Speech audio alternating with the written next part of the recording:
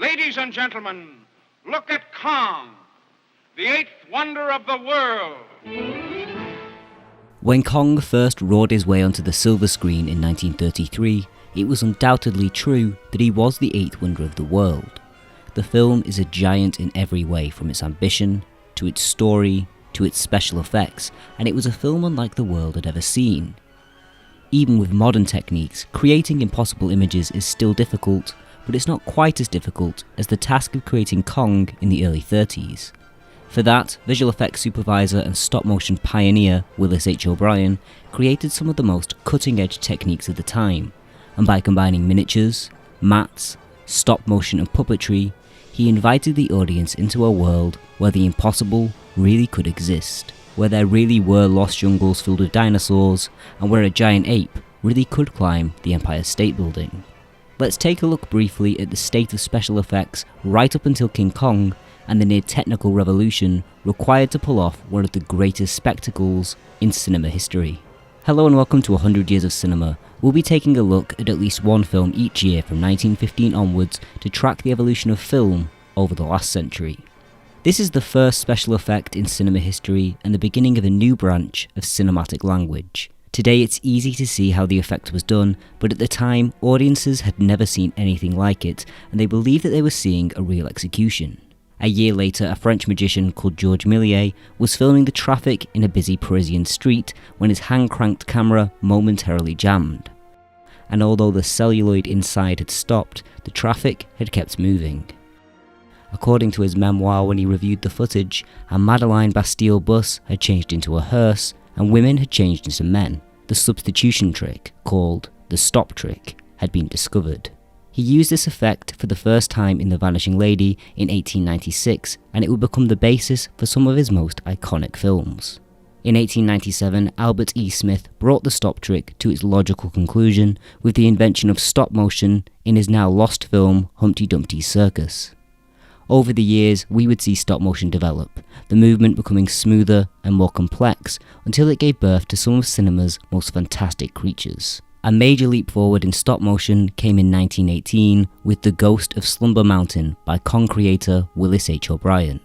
It was the first film to intercut stop motion with live action footage, creating the illusion that the dinosaurs on screen existed in the real world along with human beings, a concept that O'Brien would make major developments on in King Kong. Other early special effects included double exposure, which meant running the same film through the camera twice, capturing two images on top of each other, and it could be used to create ghostly apparitions. One of the most important tools in early special effects was the matte, shooting through a plane of glass with sections blacked out, leaving parts of the film underneath unexposed. The film was then rewound and used again, shooting through an inverse of the original matte, allowing light to only reach the previously unexposed parts of film. The result is that two separately captured images appear at the same time within the frame, a kind of film within a film. This process was used extensively by early filmmakers like Méliès and R.W. Paul, but it had one major drawback: it could only be used in static images. To create a more dynamic effect, a new process was developed, the travelling matte. First, the actors were filmed against a black background, and by repeatedly transferring the footage to a high-contrast film stock, you could create a silhouette, which could then be used as a matte when shooting new background footage. It allowed filmmakers to transport actors into new worlds or to put them in dangerous situations. Similar techniques included glass painting, where scenery was painted on sheets of glass and placed in between the camera and the actors to create impossible scenarios, or the Schuften process, which used angled mirrors to create the illusion of depth and turn miniatures into massive environments. By the 1930s, visual effects had reached the point where they were capable of creating some truly spectacular images, but what made Kong so special was how it combined effects under direction of O'Brien to create a larger feeling, more realistic world. To create the illusion of a dense jungle, O'Brien combined layers of glass painting, physical miniature models, and matte paintings to give Skull Island incredible depth. Animating between these layers put Kong in a realistic, three-dimensional world.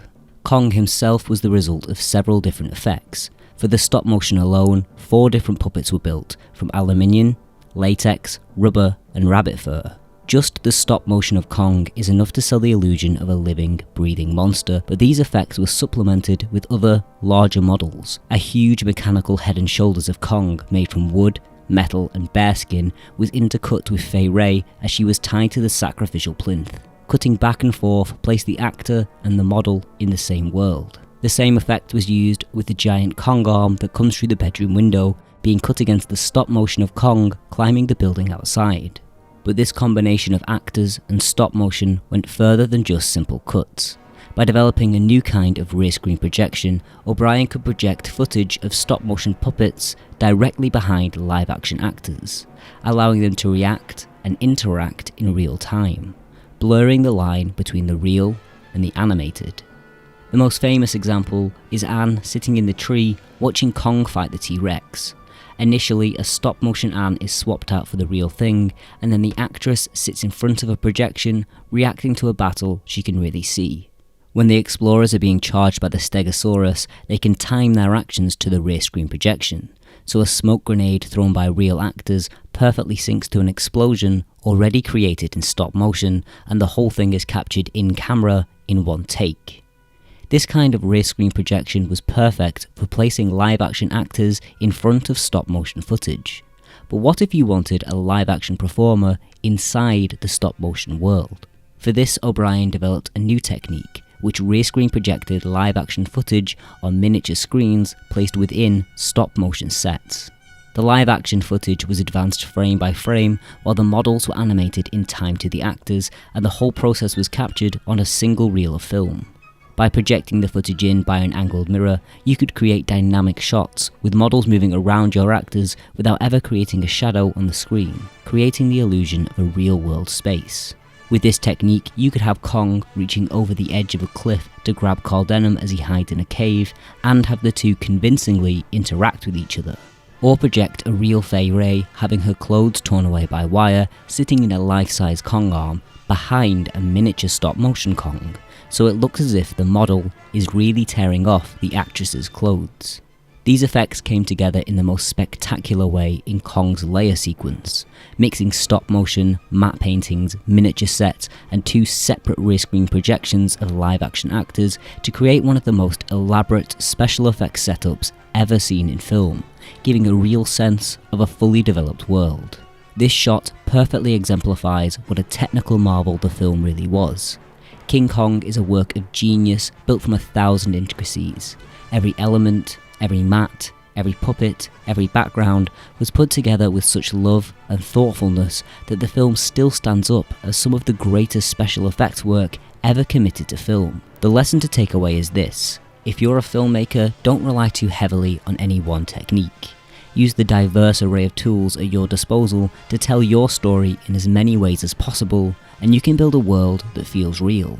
Look at Kong.